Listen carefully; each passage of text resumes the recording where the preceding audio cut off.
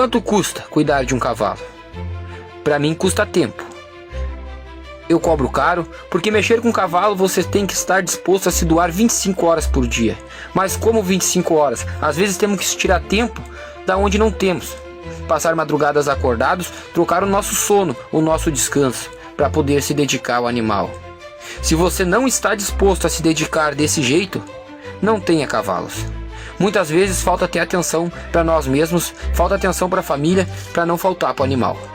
Ser jockey é uma profissão muito injusta, arriscada.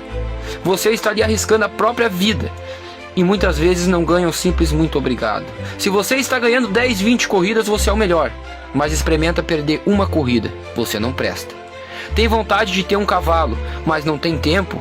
Então valorize seu jockey, seu treinador, porque tempo, experiência e a vida, o dinheiro não compra.